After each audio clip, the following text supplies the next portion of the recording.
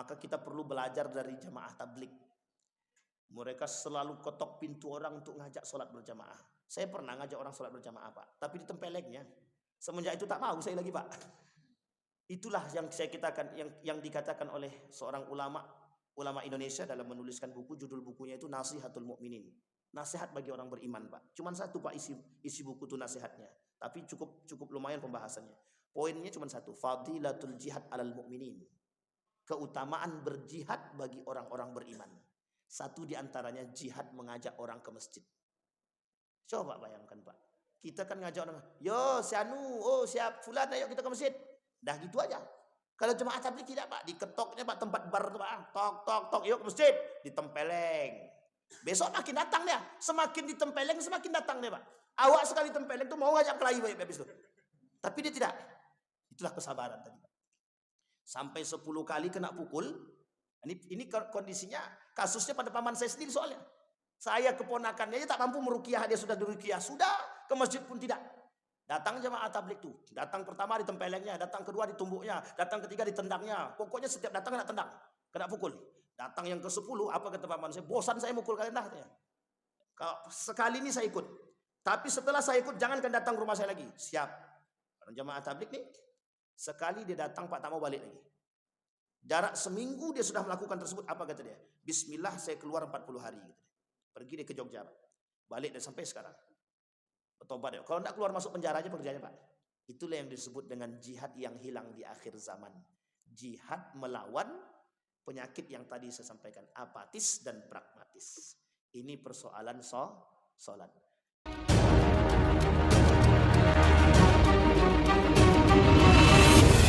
Assalamualaikum warahmatullahi wabarakatuh.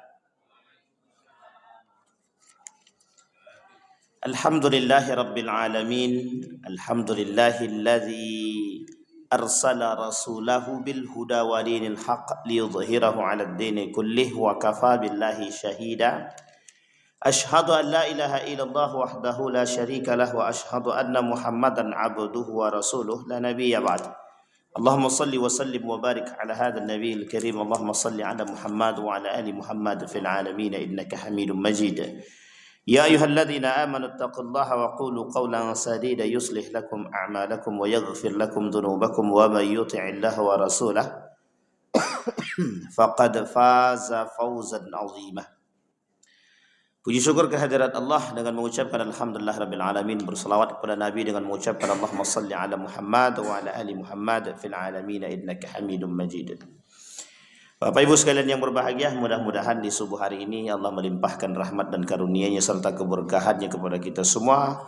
Allah berkahi rumah tangga kita, sakinah mawaddah warahmah insyaallah. Allah anugerahkan anak-anak yang saleh dan saleha yang hatinya selalu terpaut ke masjid insyaallah. Dan kita menjadi orang-orang yang husnul khatimah dan insyaallah kita semua istiqamah dalam kebaikan dan ketaatan. Untuk orang tua kita yang telah mendahului kita, Allah tempatkan di tempat terbaik di sisi-Nya. Allah terima amal ibadahnya. Allah kumpulkan bersama orang yang saleh. Allah kumpulkan bersama siddiqina was-salihina wasyuhada. Dan insyaallah kita akan tetap dan kita akan bisa bersama dengan mereka. Amin ya rabbal alamin. Untuk orang tua kita yang masih hidup, Allah sehatkan, Allah kuatkan, Allah berkahi. Insyaallah kita selalu mendapatkan ridha-Nya, mendapatkan kebaikan darinya dan doanya. Amin ya rabbal alamin. Wa qala Allah Ta'ala, yauma yukshafu an saqi yud'auna ila sujudi fala yastati'una khashi'atan absarahum tarhaquhum dhillah wa qad kanu yad'una ila sujudi wa hum salimun, kata Allah. Allah bilang dalam Al-Qur'an begini, yauma yukshafun saqin wa yud'auna ila sujudi fala yastati'un khashi'atan absaruhum tarhaquhum dhillah. Kata Allah, ada orang-orang yang dipanggil untuk melaksanakan sujud kepada Allah, tapi mereka diperintahkan sujud, cuma mereka tidak bisa. Mereka takut akan segala urusan-urusan atau takut ketinggalan urusan dunianya. Kemudian Allah kata mereka tarhaquhum dhillah, selalu mendapatkan kehinaan di hadapan Allah. Wa qad kanu yud'auna ila sujudi wa hum salimun. Jika seandainya mereka mau datang dengan panggilanku, kata Allah, maka mereka termasuk orang-orang yang selamat. Baik Bapak Ibu sekalian yang berbahagia, kita lanjutkan kajian kita Bapak Ibu.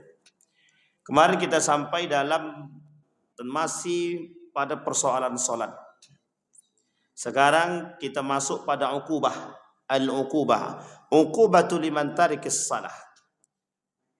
Hukuman dari Allah bagi mereka yang meninggalkan salat. Kemarin sudah kita bahas panjang lebar. Kita bahas hadisnya dulu. Wa qad warada fil hadis idna man hafaza 'ala salawatil maktuba akramahu Allah taala bi khamsi karamatin. Kata Nabi dalam hadisnya, barang siapa yang menjaga salat wajibnya 5 waktu. Ini yang disampaikan sama Nabi, mereka akramahu Allah bi khamsi karamat. Allah memuliakan mereka dengan 5 kemuliaan. Orang yang menjaga solat 5 waktu dia, ini baru poin pertama, nanti ada pasal selanjutnya. Orang yang menjaga solat 5 waktunya, kata Allah, Allah muliakan semulia-mulianya dengan 5 kemuliaan. Yang pertama kata Allah, yarfa'u anhu daiqi rizki, dilapangkan oleh Allah rezekinya, tidak ada kesempitan sedikit pun. Itu udah pasti tuh. Nah, ini model keyakinan kalau ini Bapak Ibu. Jadi Bapak Ibu ada kesalahan yang dilakukan oleh orang-orang beriman itu begini. Dia melaksanakan sholat. Setelah melaksanakan sholat, ana udah sholat 5 waktu Pak Ustaz di masjid, tapi kok rezekiku tak timbul-timbul. Rezekiku tak tambah-tambah. Satu, dia sholat karena rezeki bukan karena Allah. Nah, ini poin penting nih. Ini harus dipahami. Sholat apa? Sholat duha sudah, tahajud, 2 sholat wajib 5 waktu juga pun sudah. Tapi kemudian dia bilang, ana udah sholat, udah tahajud bangun, duha bangun, gitu deh. Duha ya nggak tidur lah. Tapi kemudian kok rezekiku nggak lapang-lapang, sempit makin sempit malah makin banyak. Satu yang harus dipahami, Anda sholat karena siapa? Karena mengharapnya rezeki, itu satu. Sebenarnya tak salah kalau ada orang sholat karena memang ini dalam tataran syariat memang begitu dia. Karena orang sholat itu mesti mengharapkan surga dan neraka, mengharapkan surganya. Kalau tak mengharapkan, maka saya kata kalau ada orang masih sholat mengharapkan surga, berarti sebenarnya sholatnya belum sampai tingkatan. Tapi dalam ilmu tasawuf ya. Tapi dalam tataran manusia awam seperti kita nih, mesti begitu. Karena tidak ada harapan yang lain gitu. Karena salah satu motivasi yang Allah berikan untuk orang itu biar tetap ibadah itu ya surga itu. Cuman karena surga itu tidak nampak, itu aja. Itu satu. Kalau nampak surga, saya yakin tidak ada yang tidak sholat itu. Semua pasti sholat. Apalagi kata Allah, setiap yang sholat di depan rumahnya aku kasih emas. Tak akan ada yang tak sholat. Ini terjadi. Seorang pemuda alim pada masa Khalifah Harun ar-Rasyid. Jadi seorang pemuda yang alim itu, ketika dia berjalan di satu gurun, nampak sama dia ada orang menyembah pohon. Dikasihnya pohonnya itu pokoknya dikasihnya hiasan dan kemudian disembah sama dia. Satu ketika pemuda tersebut balik dia ke rumah, diambilnya kapak tadi. Ketika kapak itu diambil, ingin menghancurkan pohon tadi, iblis datang. Kata iblis begini, nggak usah, jangan dipotong. Itu orang ini butuh Tuhan. Gitu. Nanti kalau bahasa kasarnya, kalau seandainya pohon ditebang, di mana lapak aku, kata iblis. Nah, kan begitu. Di mana lapakku, kata iblis. Di mana tempatku lagi, tempat tinggal. Kata pemuda tadi, nggak ada. Ini syirik, merusak nih. Akhirnya dengan gagah berani, kemudian kata iblis, gini aja lah. Kalau engkau tidak potong pohon ini, biarkanlah orang-orang ini untuk saya kasih tahu biar mereka tidak beribadah lagi di sini. Tapi jangan potong pohon ini. Nanti kalau kau tak potong pohon ini, insya Allah. Nah, ini kata iblis, tapi pakai insya Allah. Iblis itu biasa. Jadi iblis dan setan itu menghasut di tempat baik, di tempat buruk itu biasa. Karena memang semua tempat dia ada. Kata dia, nanti setiap kau bangun tidur di bawah bantal ada emas, ada dinar. Selalu kau temukan. Satu ketika dalam mimpi itu dia dapat. Betul enggak ya? Setelah balik ke rumah, tidur dia dalam mimpi ada emas di bawah bantal. Bangun dapat. Hari pertama, hari kedua terus berlanjut. Jadi kaya nih pemuda yang alim tadi berpikir bahwa yang memberikan ini bukan Bukan yang tadi, tapi perkataan dianggap orang soleh, gitu, orang alim. Padahal iblis itu. Singkat cerita, pemuda tadi sudah 1 pekan dapat emas, kaya ada. Hari ke selanjutnya tidak dapat. Apa kata pemuda tadi? Wah, ini orang tadi menipu nih. Enggak ada lagi. Udahlah, saya potong aja lah pohon tadi. Awalnya iblis tadi takut. Karena dengan gagah beraninya pemuda tadi mau memotong pohon tadi biar tak ada kesyirikan. Tapi yang kedua kali, dia motong pohon tadi bukan karena Allah lagi, tapi sudah karena emas tadi. Jadi sama, kita kan begitu kalau sholat itu. Makanya kata para orang alim, kata ahli sufi tadi, kalau orang masih ibadah mengharapkan surga, jadi tataran ibadahnya masih paling bawah. Gitu. Tapi kalau tidak ada motivasi, gimana orang mau ibadah? Kalau tidak ada motivasi. Nah, maka kata Allah, akramahullahu bi khamsi karamatin, kata Nabi, satu di antaranya orang yang rajin dalam ibadah solat 5 waktu deh. Kesalahan yang terjadi di orang beriman itu satu saja. Mereka doanya tidak pernah ikhlas itu. Jadi doanya itu, kenapa saya katakan tidak pernah ikhlas? Doanya itu selalu ada harapannya gitu. Kadang dia tidak paham, dia berdoa itu harapan itu kadang-kadang yang paham harapan itu kan Allah. Kita butuhnya mobil, Allah bilang Anda masih butuh motor, belum mobil. Cuman kan kita tidak tahu maksudnya Allah ngasih mobil, ngasih motor gitu. Padahal kebutuhan kita baru sampai di situ. Gitu. Jadi kadang-kadang jangan salah memahami. Ketika Allah melapangkan rezeki seseorang itu bukan harta saja. Semua rezeki itu semuanya. Satu ketika seorang pemuda duduk di satu tempat. Di samping pemuda tersebut pohon tinggi. Pohon tinggi. Pemuda ini selalu berdoa, ya Allah murahkanlah rezekiku, ya Allah lapangkanlah, berikan aku kesehatan dan kekuatan. Tapi tak kunjung datang dengan seperti apa yang diharapkan. Satu ketika dia duduk di samping pohon yang besar. Duduk.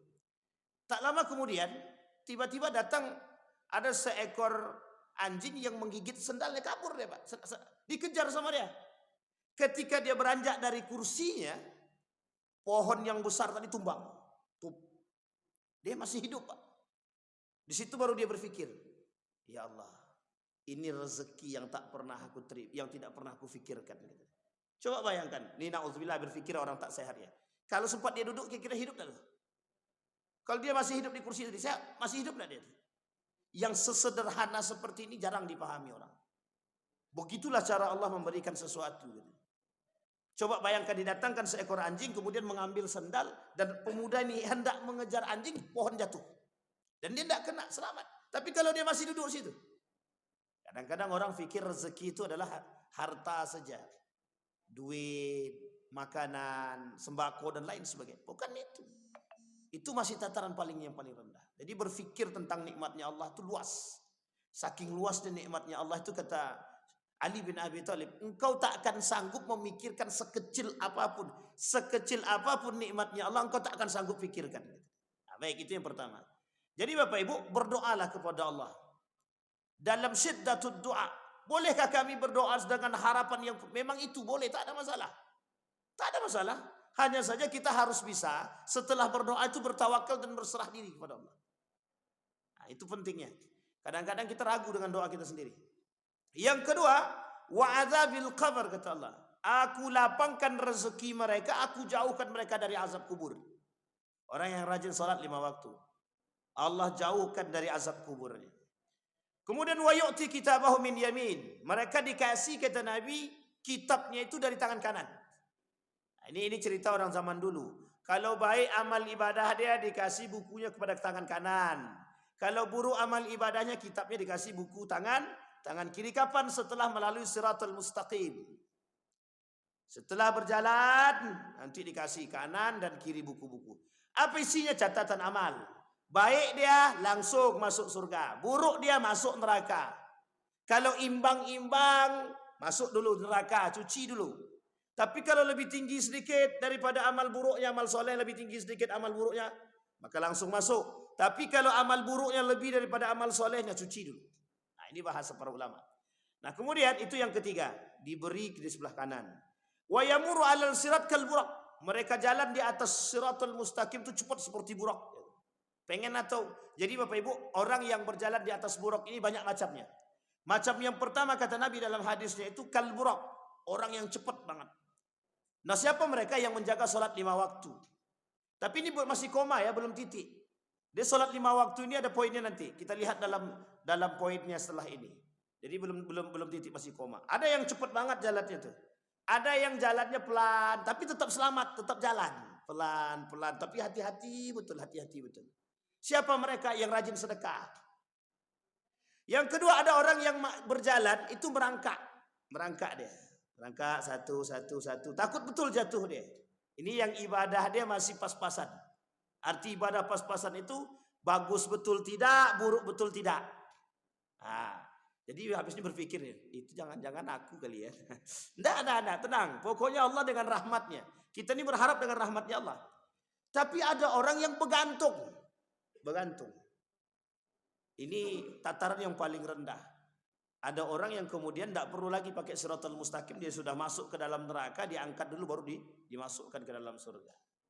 Nah, ini orang-orang yang masih tingkatan ibadah dia, ibadah amal buruknya lebih daripada amal baiknya. Tapi kalau amal baiknya lebih daripada amal buruknya, maka dia langsung dimasukkan ke dalam surga.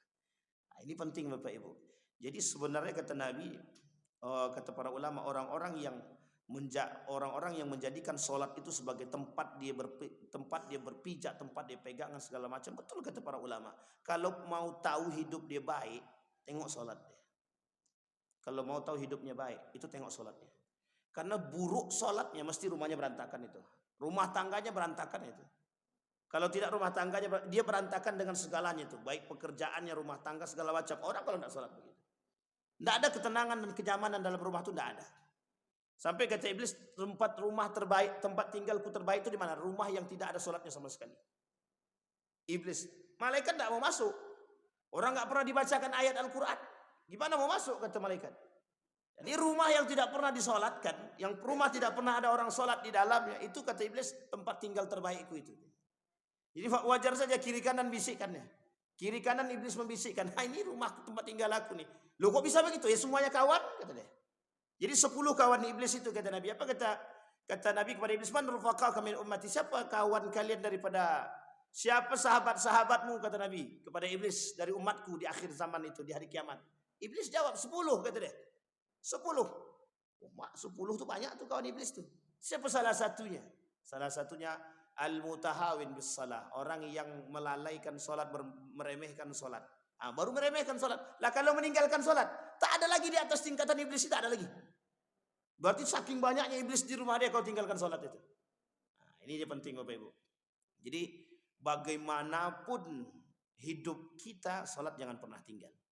Orang fakir, orang miskin tidak salat itu orang fakir sombong namanya.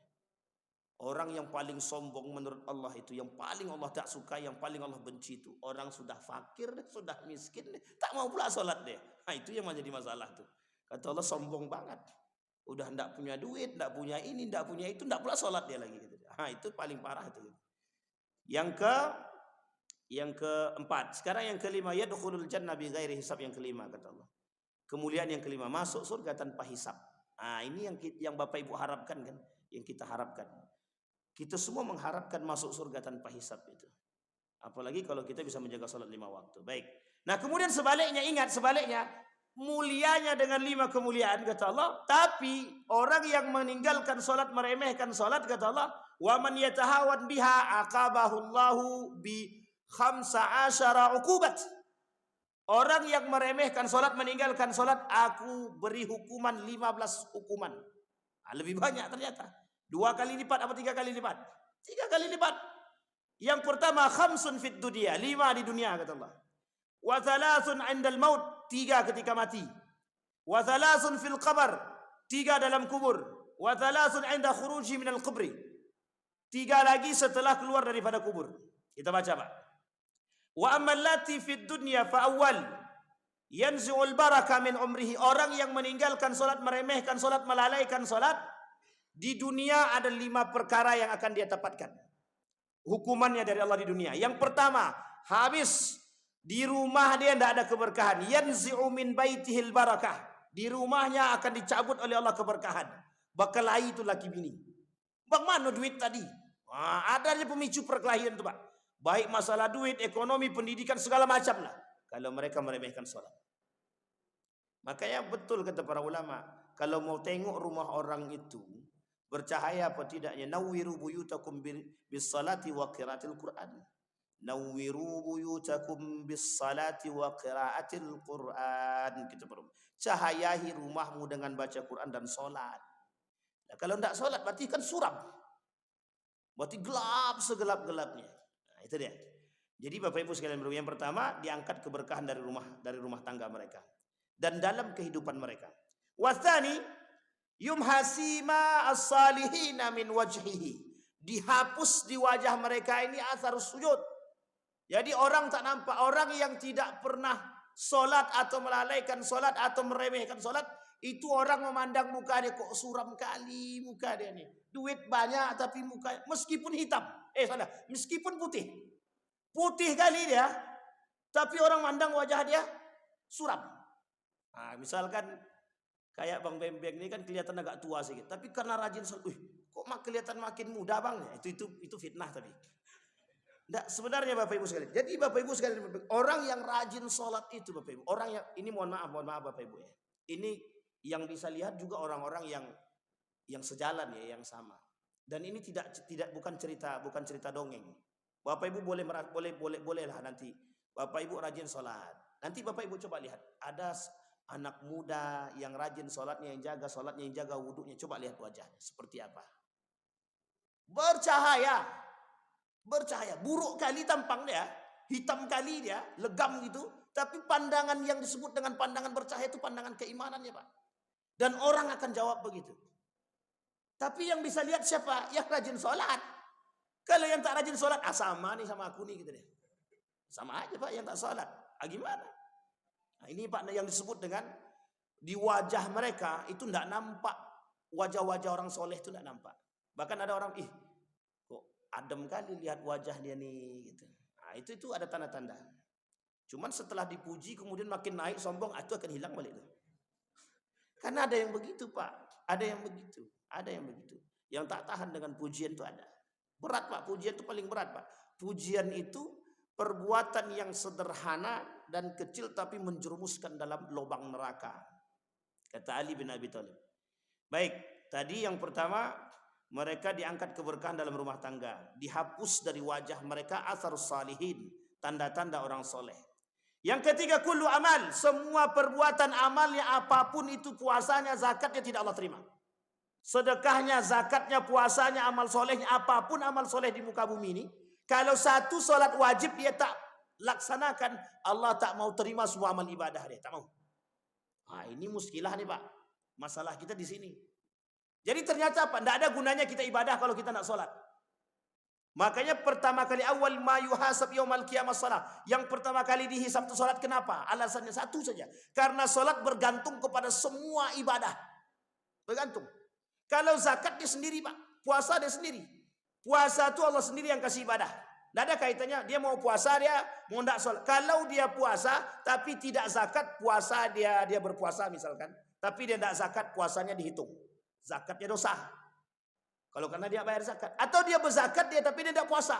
Zakatnya dibayar, dikasih pahalanya sama Allah, tapi puasanya tidak. Tapi kalau sholat, puasa dia, zakat dia, sedekah dia, beramal baik dengan tetangga, dia rajin santuni anak yatim. Tidak sholat dia, tidak ada guna semua ibadah dia itu. Semuanya tidak ada gunanya.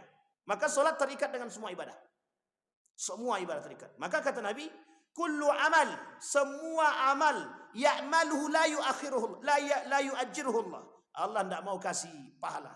Allah cabut semuanya. Ini yang penting untuk kita pahami. Kemudian yang keempat, la yarfa au la yurfa ad-du'a. Doanya tidak sampai ke langit. Tertutup. Ada hijabnya. Jadi mati-matian dia berdoa sekalipun. Tapi bagaimana orang yang kemudian misalkan dia tidak pernah sholat tapi tiba-tiba dapat hidayah, itu urusan Allah. Innaka lan tahdi man ahbabta walakin Allah yahdi man yasha. Ini urusan hidayah, urusan Allah. Cuma boleh tidak kita meminta hidayah itu? Boleh, silakan. Boleh tidak kita berusaha mendapatkan hidayah itu? Bisa, silakan. Hidayah itu datang dari mana yang Allah sukai. Kadang dari hidayah datang dari tangan seorang penyamun. Hidayah datang dari tangan seorang anak kecil. Ada seorang anak kecil bisa bukan bisa memberikan hidayah, tapi dari tangan dia lah kan gitu. Jadi satu ketika anak kecil ini megang duit banyak, tapi dia sembunyikan. Cuman ketika dia sembunyikan, datang penyamun, dia tanya, dijawabnya dengan jujur. Apa kata kepala pemimpin penyamun tadi? Lah kok mau kau kasih tahu duitmu? Kata dia, saya sudah berjanji kepada ibu saya, berjanji kepada ibu dan kepada Allah untuk tidak berkata bohong. Jadi, walau da'at minkan nukhut, sekalipun hilang daripadamu harta bendamu. Walau da'at hayati, sekalipun taruhannya hidupku. Anak kecil, Pak, bisa berani berkata demikian. Nggak, Pak, jangankan persoalan hilang duit, kata. Nyawaku pun jadi taruhannya. Kalau memang aku sudah berjanji kepada Allah akan kejujuran. Kata. Akhirnya penyamun tadi, bos penyamun tadi masuk. Kemudian apa dia kata? Kembalikan semua uang orang yang kita rampok ini. Dan kemudian dia bersyahadat kepada Allah, dan kemudian dia bertobat kepada Allah. Ini urusan hidayah, anak kecil pun bisa. Tapi itu urusan Allah, bukan urusan kita. Ada orang yang mati-matian, seperti seorang wanita yang hafal Quran. Seorang wanita hafal Quran 30 juz. Dia menghafal Quran ini agar Allah memberikan hidayah kepada dia. Hafal Quran 30 juz, hafal hadis-hadis Nabi. Sahih Muslim itu dihafal. Bukan dibaca, dihafal. Sampai dia hafal Riyadhus Shalihin, dia hafal sejarah-sejarah Islam. Tapi tak dapat juga. Tak dapat juga. Apa kata perempuan tadi kepada guru saya? Innaka lan tahdi man ahbabta walakin Allah yahdi man yasha. Urusan hidayah urusan Tuhanmu. Coba bayangkan. Ada perempuan yang sudah hafal Quran, yang sudah diberikan hidayah, tapi kemudian mohon maaf Allah cabut dari hati dia hidayah. Ada. Contoh seorang wanita yang baru-baru ini viral, namanya Kumailah. Hafal Quran dia, Pak, 30 juz. Kata dia ya, dia hafal Quran. Tapi tidak pakai kerudung, tidak sholat dia. Sampai ngelantur omongannya, dia cela Al-Quran. Tapi dia hafal Quran, kata dia. Nah, coba bayangkan. Jadi hidayah itu urusan Allah. Kapan Allah mau cabut, kapan Allah mau beri. Baik, tapi kita yang sudah dapat hidayah ini mempertahankan itu yang sulit, Pak. Nah, ini harus dipertahankan. Baik, itu yang keempat. Kemudian yang kelima, laisa lahu hadzun fid du'a'is salihin. Dia tidak berhak dapat doanya yang salihin. Datang dia ke seorang guru, ya guru tolong doakan saya. Sebenarnya tak ada hak. Tidak bisa dapat. Tapi tergantung kepada keinginan Allah. Tergantung kepada haknya Allah. Tergantung kepada Allah. Segala sesuatu itu Allah. Itu di dunia. 5 kata dia. Azab di dunia. Kemudian wa amallati tusibu andal maut, ketika mati apa lagi? Ada 3 kata dia. Yamutu zalilan, orang yang tidak pernah solat atau meninggalkan solat, meremehkan solat, mati dalam keadaan hina, kata Allah. Yang pertama. Yang kedua, mati dalam keadaan lapar. Yang ketiga, mati dalam keadaan haus. Haus bukan haus minuman, tapi haus akan rahmatnya Allah, haus akan rahmatnya, kasih sayang keluarga, pokoknya dalam bentuk entah itu kecelakaan dan lain sebagainya. Kita lihat, oh kok ini kok meninggalnya kayak gini, suram kali wajahnya. Itu bisa jadi. Bisa jadi. Kata Nabi, yamutu dzalilan, mati dalam keadaan hina. Yang kedua, mati dalam keadaan ja'i, kelaparan. Yang ketiga, mati dalam keadaan kehausan. Itu orang yang indal maut. Kemudian kata Nabi, wa ammal lati tusibu fi qabrihi, ketika dia meninggalkan salat, azabnya di kubur. Ada 3. Fal awal yudiqu alaihi qabru hatta nahara, disempitkannya sama Allah. Allah, seorang yang meninggalkan solat selama hidupnya di bumi, di dalam kubur Allah sempitkan kuburannya sesempit-sempitnya. Semakin Allah sempitkan. Nah, ini cerita ini boleh Bapak Ibu dilihat di film Indosiar. Kan ada tuh, ku menangis kata dia. Itu yang rajin nonton aja, yang tahu. Itu kan ada tuh, tiba-tiba kuburnya menyempit. Itu sebenarnya diambil dari cerita hidayah. Dulu ada namanya buku, waktu kami masih kecil-kecil itu, waktu sekolah itu ada nama buku judulnya Hidayah. Itu rajin sekali buku itu, kami sempat koleksi buku itu, Hidayah itu. Banyak cerita-cerita yang terkandung di dalam hal tersebut. Diceritakan bahwa ada azabnya Allah. Itu diambil dari buku-buku seperti ini. Diambil dari kitab Durratun Nasihin, diambil dari kitabnya tentang Al-Dhauq Al-Maut, kemudian diambil dari cerita Al-Kabair. Baik, jadi disempitkan oleh Allah. Kemudian wasani yuqadu alaihi al-qabr naran yataqallab al-jamri lailan wa naharan. Tiba-tiba kuburannya, di atas kuburannya itu ada api. Allah bakar ya di atas. Siang malam Allah bakar. Ada cerita seperti ini.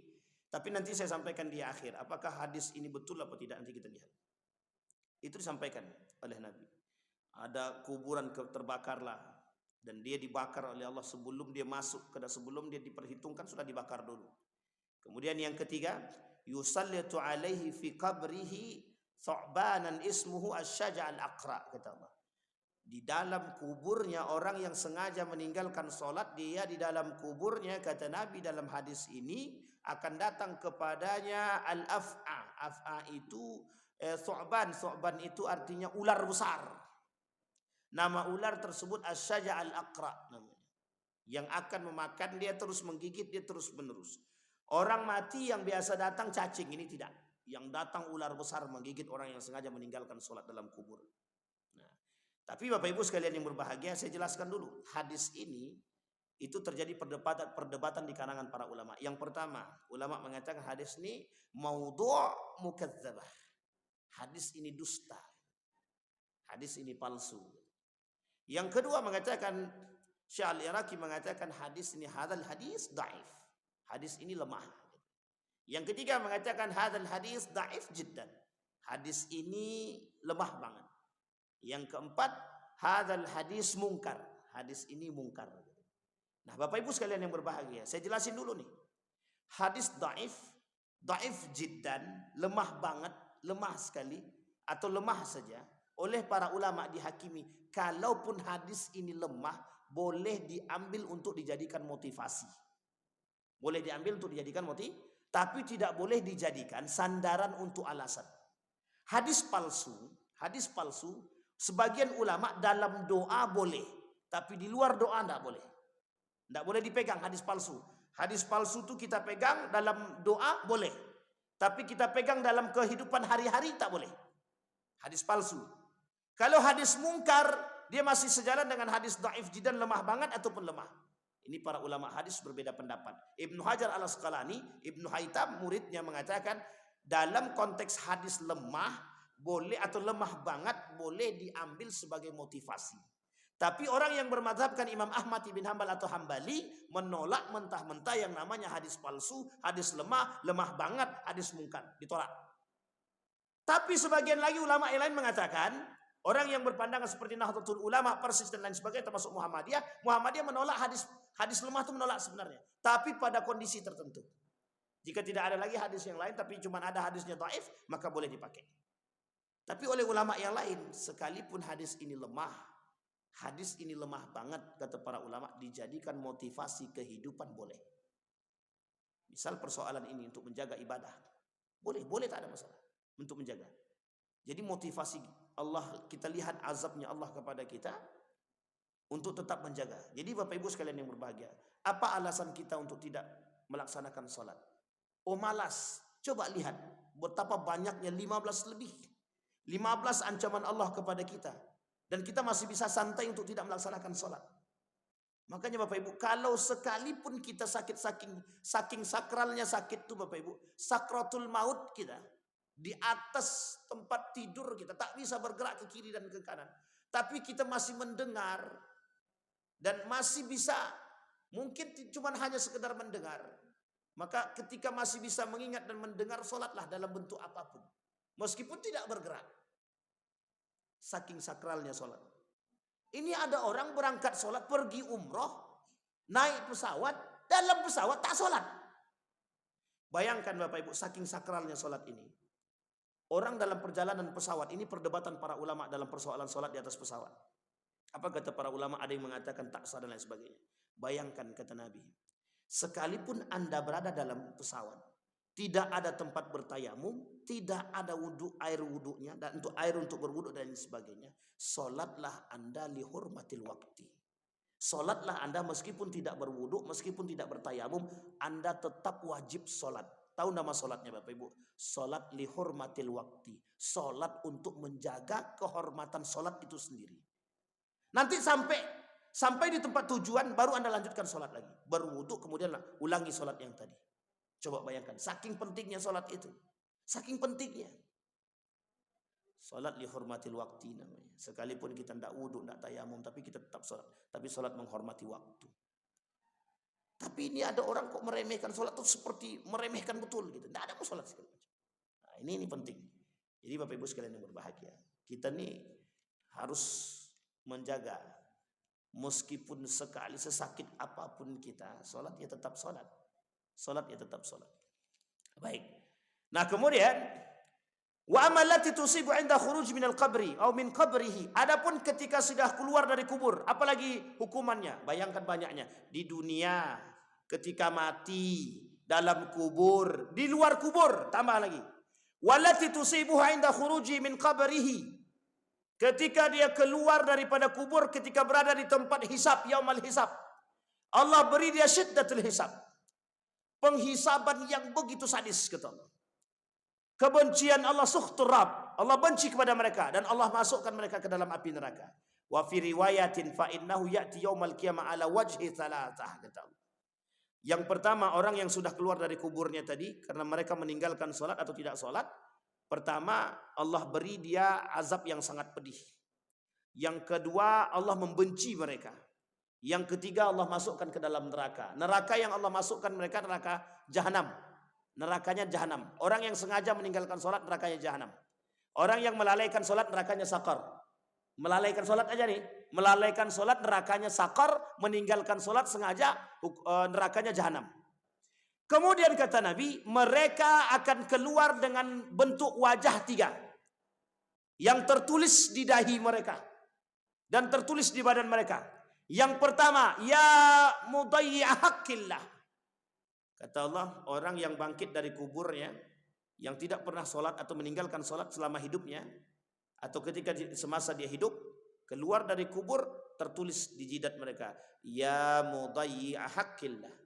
Wahai orang-orang yang meninggalkan hak-haknya Allah. Yang kedua, makhsusun bi ghadabillah. Ya makhsusun bi ghadabillah. Hei orang-orang yang khusus mendapatkan ancaman Allah dan azab Allah. Yang ketiga, udhi'at fid dunya haqqillah fa ayas yaumal min rahmatillah. Hei manusia-manusia yang tidak bakal mendapatkan rahmatnya Allah.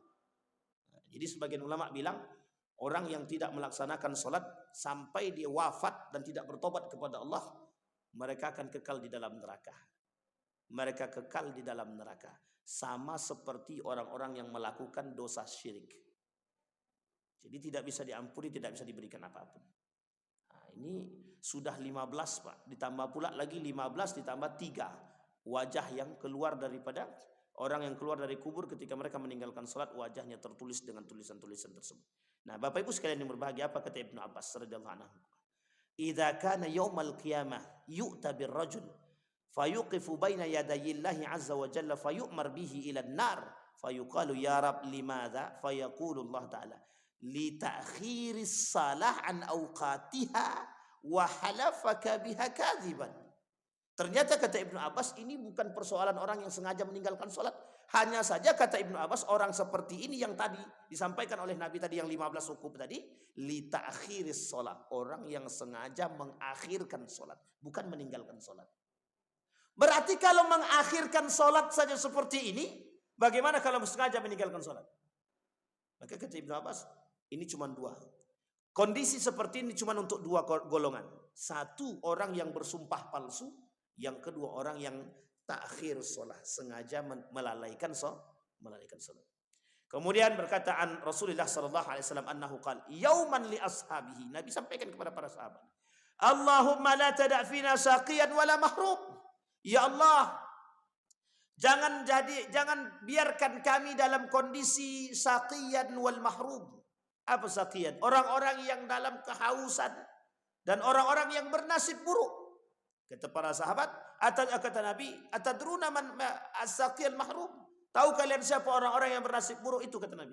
Qalu huwa tarikus shalah. Kata Nabi, mereka adalah orang-orang yang meninggalkan salat. Kenapa Nabi katakan mereka itu termasuk orang yang bernasib buruk? Karena yang mendapatkan ancaman Allah tadi. Nah, Bapak Ibu, itu baru salat pribadi. Ada lagi persoalannya nanti salat jamaah. Orang yang sengaja meninggalkan salat jamaah. Apa kata Allah di dalam Al-Quran? Yauma yukshafu an saqi yud'au ila sujudi fala yastati'una khasi'atan absaruhum tarhaquhum dhillah. Orang yang sholatnya tidak berjamaah khusus bagi laki-laki, itu orang itu terhina di hadapan Allah, yang terhina. Kita lihat, wadzalika yaumal qiyamah yughasha yaghshahum dhillud nadamah wa qad kanu fid dunya yud'au ila sujud. Datang nih orang-orang, datang ke rumah dia mengajak, yuk kita sholat jamaah. Tapi dia tak sholat berjamaah. Kata Allah, dhillud nadamah, kehinaan yang dalam, penyesalan yang besar, kata Allah, bagi mereka. Apa maksudnya? Maksudnya begini, kata Abu Hurairah, orang yang seperti ini yang sengaja meninggalkan sholat berjamaah, kelak mereka berdiri sendiri dan tak berhak mendapatkan, tak berhak mendapatkan syafaat daripada sahabat-sahabatnya. Tak berhak dia dapat. Yang ketiga, kata Ka'ab, wa qala al-Ka'b al-ahbar wallahu ma nazal hadhihi al-ayat illa fil ladina takhtalifu an jamaah.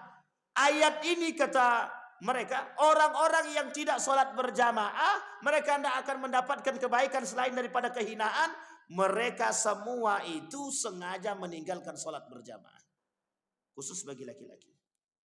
Kemudian dikatakan oleh para ulama dalam kalimat yang lain, Allah melaknat orang-orang yang tidak sholat berjamaah. Wah, ini berat juga nih. Jadi orang-orang yang sholatnya di rumah bagaimana? Itu sholatnya, kalau laki-laki sholatnya di rumah namanya solehah. Wa yakunu i'tina'uhu bihuduri salatil isya wal fajr asyad. Dan ini maksud sholatnya orang-orang munafik. Inna salatal jamaah tazidu ala salatil fardi bi 27. Orang yang sholatnya berjamaah dapat kelebihan. Tapi kemudian kata para ulama, dijelaskan dalam kalimat sebelumnya, orang yang sholatnya sendiri diancam oleh Allah, dicabut oleh Allah keberkahannya di rumah. Makanya ulama bilang saking sakralnya sholat berjamaah ini bagi laki-laki, sampai Imam Syafi'i bilang sholat berjamaah bagi laki-laki wajib. Sholat berjamaah bagi laki-laki, kata madhab Imam Syafi'i, wajib. Apalagi pengurus masjid. Kalau pengurus masjid, dia mengurus masjid tak ke masjid, ini masalah ini, Pak. Nah, ini jangan pula dijadikan apa ya. Tapi penting. Tapi Bapak Ibu, saya ingin sampaikan ini penyakit, ini penyakit. Ini jujur Bapak Ibu, ini penyakit. Pengurus masjid yang tidak ada uzur dan tidak sholat ke masjid berjamaah, itu sebenarnya masalah, Pak. Masalah, Pak, serius. Kenapa saya katakan masalah? Oh, ini masalah, Pak. Kata para ulama, orang yang tidak sanggup mengurus masjid dan tak sanggup sholat di masjid, jangan jadi pengurus masjid. Ini atuk nih nama-nama nih. Iya betul. Iya betul, Masya Allah. Kemudian kata Nabi, kemudian Bapak Ibu sekalian yang berbahagia, wa kana ba'du salaf yaqul ma fatat ahadan salatal jamaah illa bi dhanbin asabahu, wa qala Ibnu Umar, tidak ada seorang pemuda jika dia meninggalkan salat berjamaah kecuali Allah berikan dosa kepada mereka. Aznabah dhanban bi dhanbin asabahu, yang menimpa diri dia. Qala Ibnu Umar, kharaja Umar yawman ila ha'id lahu faraja wa qad sallat nas al-asr faqala Umar, inna lillahi wa inna ilaihi raji'un. Fa'atatni salat al-asr fil jama'ah. Ushidukum anna ha'iti 'ala al-masakin sadaqatun liyakuna kafaratun lima sana'a. Bayangkan, kata Ibnu Umar, ketika aku ketinggalan salat berjamaah sampai aku harus bayar kafarat, kata dia. Saking bayar kafarat itu maksudnya begini. Tahu dia salat berjamaah tapi dia tertinggal salat, satu salat saja dia tinggal salat berjamaah. Pergi dia keluar rumah, dia cari orang-orang miskin, dia belikan makanan hanya untuk menembus sholat jamaah yang dia tinggalkan. Itu Ibnu Umar. Ibnu Umar ini anaknya Umar bin Khattab. Bapaknya soleh, anaknya lebih soleh lagi. Ibnu Umar. Kalau kita, itu yang menjadi masalah itu. Jadi kadang-kadang orang meremehkan. Nah, itu Bapak Ibu poin pertama. Sekarang saya kaji dalam lintas global, Bapak Ibu. Bapak Ibu sekalian yang berbahagia, salat berjamaah itu simbol kekuatan umat muslim. Salat berjamaah itu simbol kekuatan umat muslim. Kata orang Yahudi, kalau mau tahu lemahnya umat muslim, tengok solatnya. Kalau solatnya tidak berjamaah atau softnya bolong-bolong, itu tandanya umat muslimnya sedang lemah. Coba sederhana Pak, tolak ukur mereka sederhana kan? Ternyata bukan masalah itu. Mereka sudah tahu apa yang ada di dalam Al-Quran. Sawu sufufakum fa inna taswiyatas sufufi min iqamatis shalah. Lurus dan rapatkan shaf. Ini penguat Bapak Ibu. Yang di dalam masjid saja berjamaah bisa bolong-bolong, bisa pecah belah, apalagi di luar masjid. Pasti tidak akan bersatu. Nah, jadi begitu pentingnya. La masjidu ussisa ala taqwa. Kenapa Masjid Kuba itu dibangun? Untuk membangun persatuan umat muslim. La masjidu ussisa ala taqwa min awwal yaumin ahaqqu an taquma fihi. Fihi rijalun yuhibbu ayyatahhar wallahu yuhibbul mutahhirin, kata Allah. Bayangkan, sampai ayat selanjutnya Allah bilang begini dalam ayat yang lain. Innama ya'muru masajidallahi man amana billahi wal yaumil akhir. Yang bisa meramaikan masjid ini persoalan tadi itu ya. Yang bisa meramaikan masjid ini, yang bisa mengurus masjid ini hanya orang-orang yang beriman kepada Allah dan hari kiamat. Jadi tidak sembarangan Pak, persoalan masjid ini tidak sembarangan. Kata para ulama, Ka'batul. Bukan Ka'bahnya sana, bukan Ka'bah. Tempat pusat persatuan umat muslim itu masjid. Ulama bilang, Nabi bilang dalam riwayat yang lain, satu tempat keselamatan umat muslim di akhir zaman cuma satu. Tidak ada yang lain, masjid. Artinya apa? Yang namanya berjamaah itu cuma dapat dalam masjid. Di luar masjid tidak ada Pak. Tapi mereka bersatu tuh, banyak yang tidak sholat tapi mereka bersatu. Bersatu dalam dolalah. Bersatu dalam kesesatan. Kalau di dalam masjid ini bersatu dalam kesesatan, apalagi keluar masjid. Makanya kalau ada, mohon maaf, orang berkelahi di dalam masjid, itu sudah tanda kiamat itu. Serius Bapak Ibu, sudah tanda kiamat. Nabi sampaikan. Kelak di akhir zaman, kata Nabi, mereka di dalam masjid itu bukan bersatu, berpecah belah, mengangkat suara. La taqumu hatta taraw wa tasma' siyaqul kalam fil masjid. Tidak akan terjadi hari kiamat sampai kalian akan mendengar orang-orang berteriak di dalam masjid. Itu bukan teriaknya anak kecil, bukan. Orang berkelahi untuk berebut menjadi pengurus masjid. Nah, ini persoalan Bapak Ibu. Dan ini bukan sembarangan. Makanya Bapak Ibu, kenapa masjid itu juga sakral? Tempat orang untuk melihat softnya. Jadi kalau dalam masjid saja kita tidak patuh kepada imam, maka di luar kita bisa pastikan orang itu tidak akan patuh kepada pemimpin. Nah, tapi kalau di dalam masjid ini dia patuh kepada imamnya, maka dia bisa dipastikan dia juga patuh kepada pemimpinnya. Bapak Ibu sekalian yang berbahagia, kenapa sholat berjamaah itu penting? Karena setiap orang di antara mereka ini berhak memberikan syafaatnya Pak. Atau apa nih, Ustadz Ridwan kok nggak ada dalam surga ya? Nah dia yang lapor kepada Allah, ya Allah, kami setiap subuh Ahad pekan ketiga ada kajian itu, tapi Ustadz Ridwannya nggak dapat dalam surga, kata dia. Aku bersaksi ya Allah, beliau orang baik. Kalau dia tahu saya baik, aku bersaksi dia orang baik. Datang Pak, kata Allah, Ridwan, kemana kau? Sini, masuk bareng jamaah masjid Musala Babus Salam. Begitu Pak, dicari itu Pak.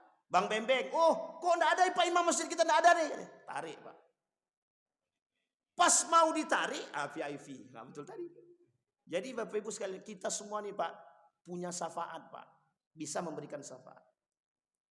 Makanya Bapak Ibu kata orang orientalis itu, kalau mau lihat kekuatan umat muslim, lihat dalam masjid. Kenapa ketika umat Islam dianggap teroris, itu pembunuhannya bukan di siang hari, bunuhnya ketika sholat subuh. Tahu Bapak Ibu alasannya? Karena ketika sholat subuh umat muslim keluar, itu orang muslim, umat muslim yang keluar sholat subuh dan ramai ke masjid, itu tandanya orang beriman. Karena sholatnya orang munafik itu tidak sholat subuh. Kata Nabi dalam hadisnya, "Athqalus salati 'alal munafiqin salatul isya wa subhi." Kata Nabi dalam hadisnya, orang munafik itu paling berat sholatnya cuma dua, sholat subuh sama sholat isya. Itu munafik. Munafik masuknya neraka jahanam. Lah kalau tidak sholat sama sekali, neraka apa lagi? Orang munafik saja tidak sholat subuh, tidak sholat isya, nerakanya jahanam. Kalau semua sholat tidak dilakukan, subuh tidak, asar tidak, zuhur tidak, maghrib tidak, isya tidak, itu mau neraka mana lagi Pak? Lah jahanam itu sudah bapaknya neraka. Kata para ulama, inna min babi min abwabil jahat, inna baban min abwabi annar. Pintu dari segala pintu neraka itu satu saja, jahanam. Masuk pintu neraka jahanam tuh, tergantung pada amal masing-masing setelah itu. Itu Pak poinnya Pak. Jadi salah satu di antara kunci ketua daripada neraka itu neraka jahanam. Jadi neraka aja ada ketuanya Pak. Ada berapa nama neraka itu? Ada 8. Surga ada 7. Surga Firdaus, Matwa, Khuldi, Naim, Adnin, Darussalam, Darul Jalal. Kan lumayan tuh. Itu dari saya SD tuh Pak, saya hafal. Kita lihat dalam hadis, dalam Al-Quran ternyata ada hadis-hadis tersebut juga ada. Kalau neraka juga ada 8 Pak. Neraka 8. Surga 7, neraka 8. Termasuk salah satu neraka wir, neraka sakar, neraka jad, dan lain sebagainya macamnya. Termasuk salah satunya bapak dari semua neraka ini Allah sebut dalam Al-Quran satu saja. Neraka jahanam.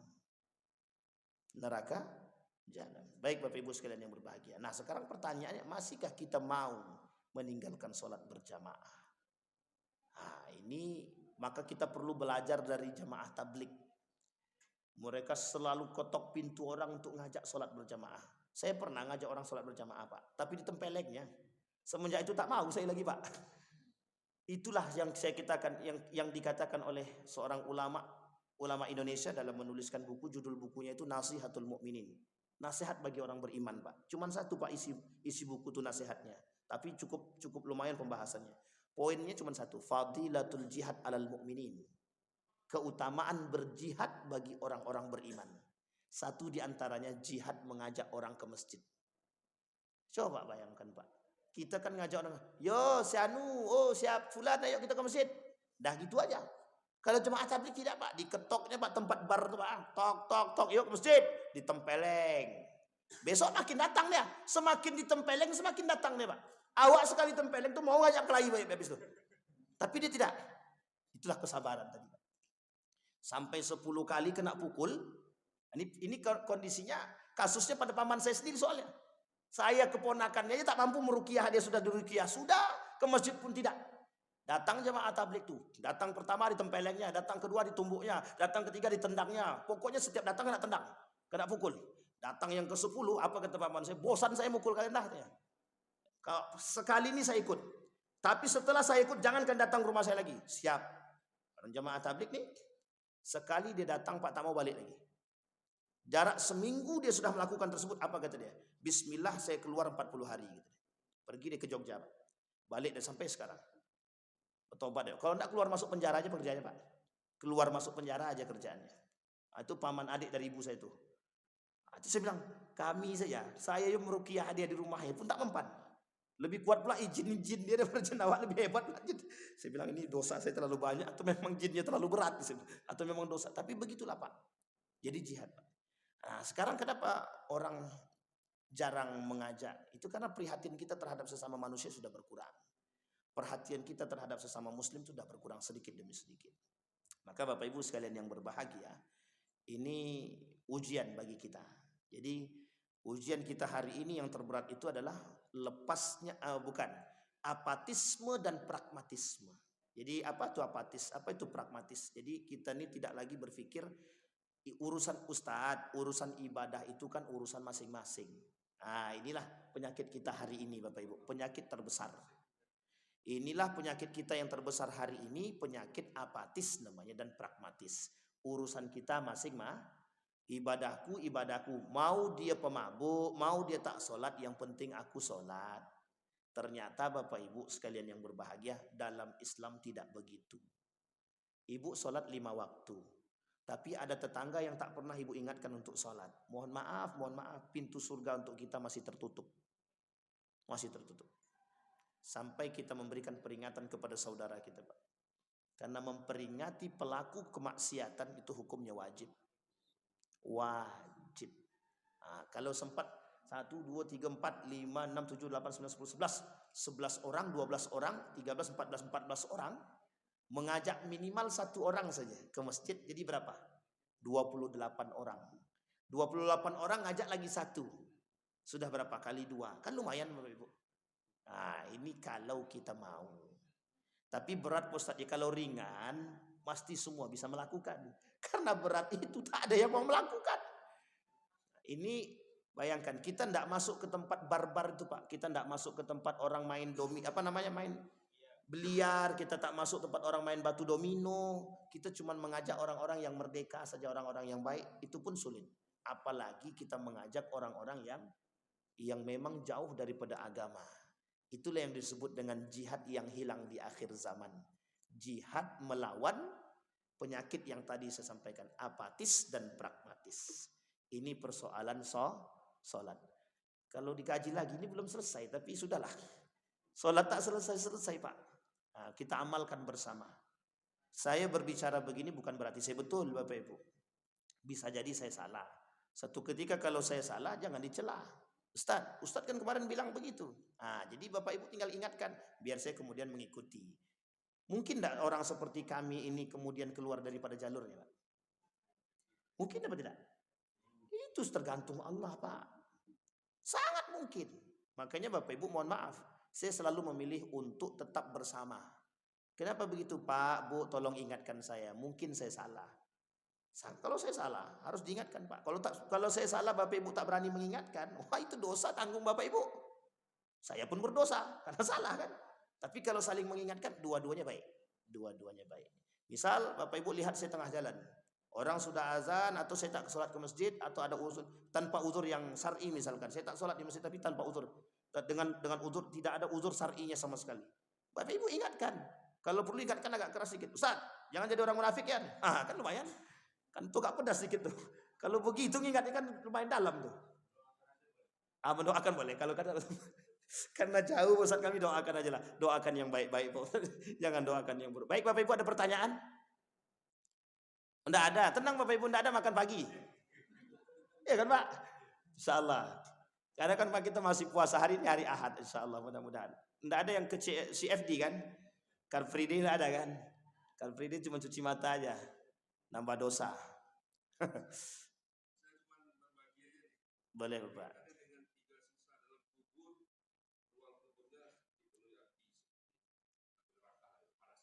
Pengalaman saya waktu saya di daerah Dubuari, Pangkil di sana, ada orang malam itu meninggal disebabkan dia narkoba nabrak pagar jembatan, anak muda wafat hari hujan malam itu terus, artinya kubur digali pun agak berair.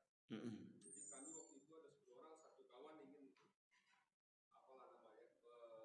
simpati lah, menunjukkan empatinya, dia turun ke dalam kubur itu ketika jenazah akan dikubur nanti. Begitu dia turun, minjak tanah yang becek itu langsung panas. Mukanya pucat. Ini saya cerita dalam masjid ini. Kami tidak enak lah, dia mundur gitu kan. Tiba-tiba. Berarti kita tanya, dia pun cerita. Panas. Macam saya minjak untung rokok, tidak sanggup minjaknya. Terlompat langsung. Ini kisah nyata yang saya alami, saya saksikan. Masya Allah. Nah, ini Bapak Ibu cerita nyata. Ada satu ketika di Jawa Timur itu Bapak Ibu, di Jawa Timur itu, ini ceritanya tidak main-main, karena memang cerita nyata juga. Jadi suatu ketika mayat itu mau dimasukkan ke dalam kubur itu ada ular, tak bisa diusir, tak mau dia pergi. Ular itu besar, kalau ular piton lah kalau bahasa orang-orang sekarang ini kan. Tapi kita tidak tahu itu piton atau bukan. Tapi besar Bapak Ibu, besar. Jadi ular itu menunggu jenazah itu masuk. Ular itu menunggu jenazah itu masuk. Nauzubillah min dzalik, summa nauzubillah. Jadi seperti cerita-cerita seperti ini sebenarnya, ini adalah cerita pengalaman-pengalaman yang ini bisa harus kita jadikan motivasi. Tapi Ustaz, dalam hadis Nabi tak ada. Tidak semua pengalaman itu kadang-kadang kita harus memang kadang-kadang tidak bisa kita langsung, oh ini karena dia meninggalkan salat, belum tentu. Tapi kalau dari pernyataan apa yang tadi kita baca kan kita sudah tahu. Meskipun kita tidak beralasan dengan itu gitu. Kita tak beralasan. Tapi faktanya begitu gitu. Tidak berhujah. Seperti mohon maaf ya Bu, kuburan penuh dengan api. Ada Pak, ada. Ada. Kuburan yang sempit ada. Ada kuburan yang tidak mau menerima sama sekali jenazah. Ada. Dan cerita ini bukan cerita main-main Pak. Jadi, Masya Allah. Jadi Bapak Ibu sekalian yang berbahagia, kadang-kadang kita perlu mengambil pelajaran dan hikmah dari cerita-cerita seperti ini. Ustadz, itu kan cerita dongeng belaka. Bukan dongeng, Pak. Bukan dongeng. Karena fakta, Pak. Makanya kita berani cerita. Kalau enggak fakta, kita ngapain cerita? Karena ini berkaitan tentang keyakinan. Nah, Bapak Ibu sekalian yang berbahagia, Nabi bilang, kemuliaan seseorang itu terletak pada orang-orang yang menjaga sholatnya, Pak. Kemuliaan seseorang itu terletak pada orang-orang yang menjaga sholatnya. Makanya Bapak Ibu mohon maaf, kalau ada bahasa begini, mending mana? Mending tidak sholat, puasa, mending tidak sholat tapi baik, atau sholat tapi tak baik? Mending mana? Saya sepakat dengan Pak Adi, ini pertanyaan yang jawaban yang terakhir. Karena memang begitu. Tapi kalau tidak ada pilihan yang lain, Bapak Ibu, maka ada bahasa begini. Enggak apa, dia memang bejat Ustaz, tapi dia masih sholat. Enggak apa-apa. Karena satu ketika seorang sahabat datang kepada Nabi. Apa kata sahabat kepada Nabi? Ya Rasulullah, si Anu itu sholat dia, tapi masih mabuk dia. Apa kata Nabi? Kelak sholatnya merubah. Itu perkataan Nabi ya. Di zaman Nabi, dan Nabi masih hidup. 2 hari kemudian datang pemuda itu lagi. Sahabat tadi datang lagi. Ya Allah, si Anu itu sudah berhenti. Bukankah aku sudah katakan kepadamu, kelak sholatnya akan merubah ibadahnya, akan merubah perbuatan buruknya. Betul Pak? Dan itu banyak. Ini saya cerita, tapi Bapak, ini ceritanya sahih dalam riwayat para ulama. Seorang pemuda suka dengan istri orang.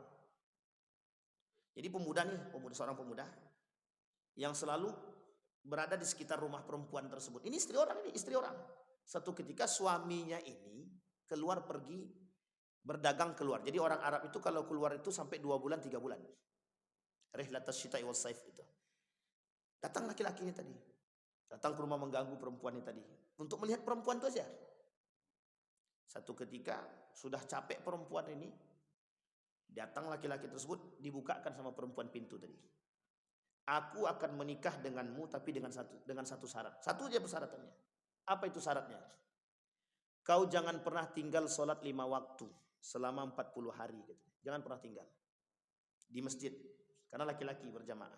Setelah itu aku akan menikah denganmu. Aku akan penuhi janjiku. 40 hari setelahnya Bapak Ibu datang laki-laki tadi. Datang laki-laki tadi. Kemudian perempuan tadi, apakah engkau sudah siap untuk menikah denganku? Apa jawaban laki-laki? Tidak. Enggak, kata dia. Aku enggak lagi butuh kepada dirimu. Coba bayangkan Pak. Sholat Pak. Banyak yang begitu, banyak Pak. Jadi sholat mampu merubah segalanya. Kalau Allah kata, inna salata tanha anil fahsya'i wal munkar, itu pasti. Mudah-mudahan bermanfaat bagi kita semua. Kita berdoa kepada Allah. A'udzubillahi minasyaitonirrajim. Bismillahirrahmanirrahim. Alhamdulillahirabbil alamin. Hamdas syakirin, hamdan na'imin, hamdan yuwafi ni'amahu wa yukafi'u mazidah. Ya Rabbana lakal hamdu kama yanbaghi li jalali wajhikal karim wa 'azimi sultanik.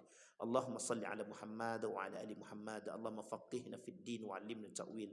Allahumma a'idna ala dhikrika wa syukrika wa husna ibadatik. Allahumma ansur man nasara ad-din wa khudhul man khadhal muslimin. Allahumma khtimna bi husnil khatimah. Allahumma thabbit qulubana bil iman wa tahhir qulubana bih. Allahumma inna nas'aluka imanan kamilah wa yaqinan sadiqa wa amalan salihan maqbulah wa tijaratan lan tabur. Allahumma ansur man nasara ad-din wa khudhul man khadhal muslimin. Allahumma ansur ikhwanana al-mujahidin fi Palestin wa fi Gaza wa fi kulli makan. Allahumma dammir al-yahud. اللهم أهلك الكفرة والمبتدعة والمشركين أعداءك أعداء الدين. اللهم إنا نسألك إيمانا كاملا ويقينا صادقا وعملا صالحا مقبولا وتجارة لن تبور. اللهم اجعل تجمعا مرحوما واجعل تفرقنا من بعده تفرقا معصوما. ربنا آتنا في الدنيا حسنة وفي الآخرة حسنة وقنا عذاب النار والحمد لله رب العالمين. السلام عليكم ورحمة الله وبركاته.